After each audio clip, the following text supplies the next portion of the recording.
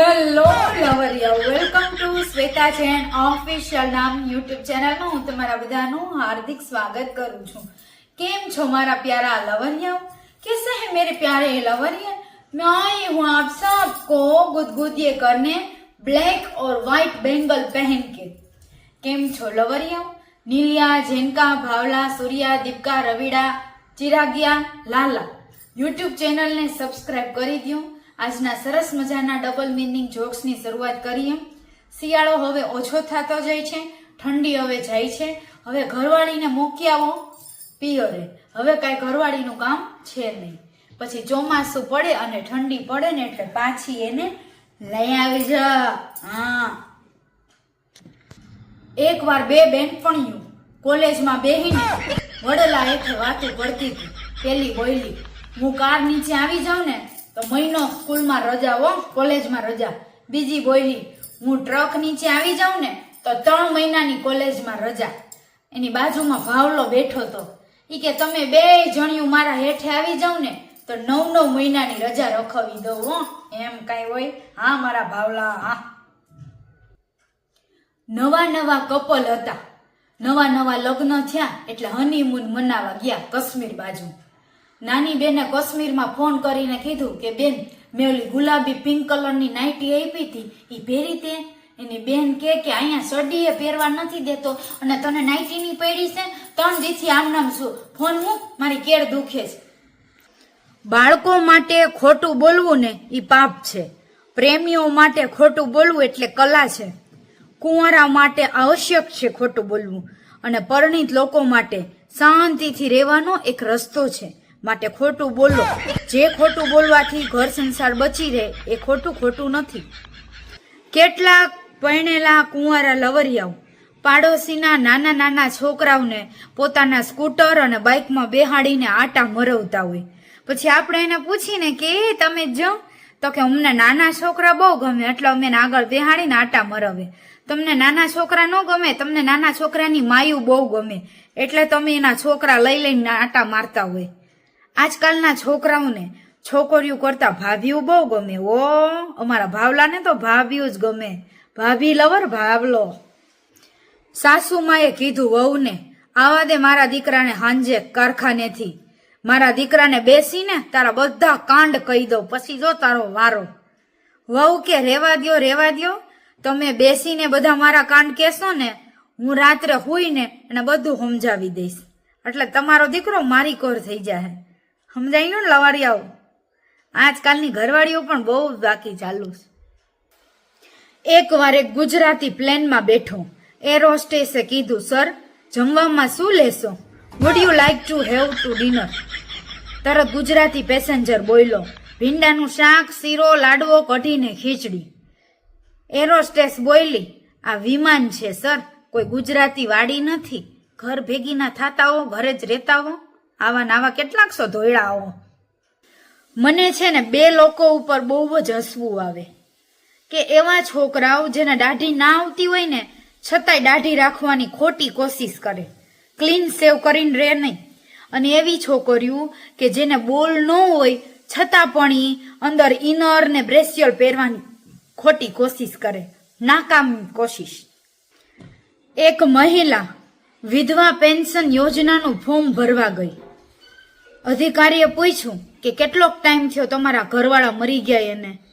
તો કે એ તો હજુ ઘરે જ છે અને જીવે છે, આ તો સરકારી કામમાં બહુ વાર લાગે ને એટલે વહેલું ફોર્મ ભરી દઉં, મારું વિધવા સરકારી ફોર્મ પાસ થશે ત્યાં તો મારો ઘરવાળો ગુજરી ગયો હશે ને, હાલો ફોર્મ ભરો ઈ કે જટ। એકવાર ભાભીએ ભાવલાને કીધું કે હું એટલી હોટ છું ને કે હું મોબાઈલ આમ મારા હાથમાં પકડું ને ત્યાં મોબાઈલ તરત હોટ થઈ જાય। ઠંડીમાં કરવું બહુ જરૂરી છે, એનાથી હેલ્થ બહુ સારી રહે। હું તો કસરતની વાત કરું છું, તમે શું સમજ્યા લવરિયાઓ? કોમેન્ટ કરો તો। પ્રેમ જબરજસ્તીથી થાય કે ન થાય, પણ બકો તો જબરજસ્તી ભરવામાં સાચી મજા છે હો। હું કેવું મારા કલેજાઓ? ભાભીએ ભાવલાને કીધું, હું ક્યાં તમને મારા જોડે લગ્ન કરવાનું કહું છું, હું તો તમને ખાલી એકવાર સેટિંગ કરવાનું કહું છું। તમારા ભાઈ દુબઈ ગયા છે, એને આવતા 3 મહિના થશે, ચાલો ને સેટિંગ કરી નાખીએ અને 2 રાઉન્ડ લઈ નાખીએ. અરે ભાભી એક્ટિવા શીખવાના રાઉન્ડની વાત કરે છે, તમે શું સમજ્યા? આજકાલના છોકરાઓને નથી છોકરીઓમાં રસ, નથી રશિયન છોકરીઓમાં રસ, કે નથી સ્પા વાળીમાં રસ, કે નથી થાઈલેન્ડ વાળીમાં. એને કોક ઘરાવ ભાભી મળી જાય ને એમાં જ રસ છે.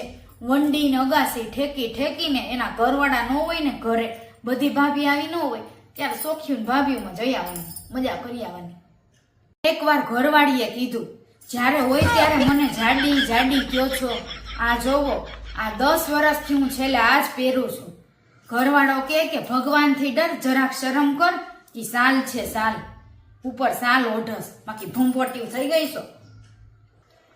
ઈનો બનાવવા વાળી કંપનીએ ક્યારેય નહીં વિચાર્યું હોય કે આ ગુજરાતીઓ ગેસ અને એસિડિટીને આ દવાને ઈનો નામ આપી દેશે અને કેક અને ઢોકળામાં નાખીને એને ફૂલાવવાનું કામ કરશે.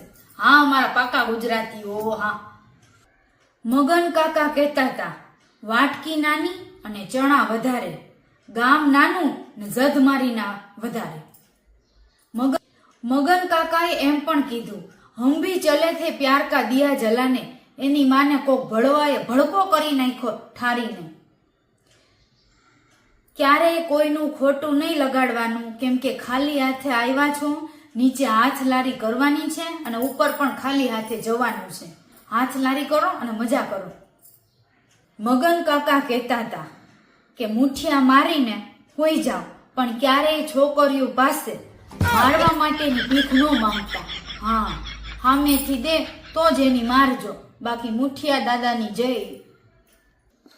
મગન કાકાએ કીધું, 1 મહિનાથી દૂધ પીતો તો કાંઈ ન થયું. આજે મેં છેલ્લે 2 પેક માર્યા ને મારી સામે સિંહ ઊભો છે તો પણ મારામાં તાકાત છે. દૂધમાં નહીં, દારૂમાં તાકાત છે મિત્રો. મગન કાકા કહેતા હતા કે હું એનું નામ તો નહીં લઉં, હાલા ને બહુ કયો છો તો લઈ લઉં. એનું નામ ભાવલો છે. મેં તો જીવનમાં ઘણી છોકરીઓ વાપરી, પણ એ બિચારાએ હજી છોકરીની શડી ઉતારીને જોયું નથી કેવું હોય. ભાવલાએ કાજલીને પૂછ્યું કે મેં તારા વિશે એવું સાંભળ્યું છે કે તે મોઢામાં લેવાનું ચાલુ કર્યું, એ પણ ₹40માં. હે એલી? મગન કાકાએ કીધું કે નાની છોકરીઓ મોટા પોપટ લેશે અને મારા ભાઈબંધ દોસ્તારો રાતના 12 વાગ્યા લગી મોટી છોકરીઓને આઈ લવ યુ ના મેસેજ કરશે. હવે મોટી છોકરીઓને આમાં રસ નથી, નાની છોકરીઓને છે, એટલે નાની છોકરીઓ પટાવો. મગન કાકાએ પૂછ્યું, શું કેવું મારા કલેજા જેવા મિત્રો, તમારી પપુડી ઊભી તો થઈ છે ને? શિયાળામાં તો વધારે ઊભી થતી હશે. પપુડીનું કંઈક કરો, ક્યાંક વગાડવા જાવશો પપુડી કે એમનેમ જ છે? મગન કાકાએ કીધું, કૂતરા પાસેથી આપણે 3 વસ્તુ શીખવાની છે, પ્રેમ, વિશ્વાસ અને વફાદારી. અને આપણે શું શીખીને બેઠા? ડોગી સ્ટાઇલમાં કેમ ઠોકવું. મગન કાકા કહેતા હતા કે હું નાનો હતો ત્યારે એવું વિચારતો હતો, આખી દુનિયાને હું મારી મુઠ્ઠીમાં રાખીશ, અને અંતે અત્યારે મારો પોપટ મારી મુઠ્ઠીમાં આવી ગયો, દુનિયા મુઠ્ઠીમાં ના આવી. મગન કાકાએ છોકરાઓને કીધું, છોકરીઓ એમને ન પટે મારા કલેજાઓ. ગામના સરપંચની જેમ છોકરીઓ પાસે મોટા વાયદા કરવા પડે, ગિફ્ટો આપવી પડે, અને ક્યારેક અઠવાડિયામાં 2-3 વાર ઓયોમાલ લઈ જઈને ધબધબાવી પણ પડે હો, એ કાયદેસર. મગન કાકાએ કીધું, એમ તો હું બહુ ઠરકી છું, પણ મેં ગામમાં મારી એવી ઇજ્જત બનાવીને રાખી છે ને કે હું ગામની સામે દારૂની બોટલ લઈને જઈશ ને તો પણ એમ કહેશે કે એના હાથમાં દારૂની બોટલ નહીં, પેટ્રોલ લઈને જાય છે. હા, અમારો મગનિયો. હા. મગને એની ઘરવાળીને કીધું, સવારનું ટાણું હોય, નદીનો કિનારો હોય, પોપટ મારો હોય, મોઢું તારું હોય, કર ઘાઘરો ઊંચો થઈ જાય મારી કલેજી. તો લવરિયાઓ, આજના ડબલ મીનિંગ જોક્સ તમને કેવા લાગ્યા? ચેનલને લાઈક, શેર અને સબસ્ક્રાઇબ કરો અત્યારે ને અત્યારે. જય જીનેન્દ્ર, રાધે રાધે, જય શ્રી કૃષ્ણ. ફરી કાલે રવિવાર નહીં અને સોમવાર પાછા આપણે મળીએ.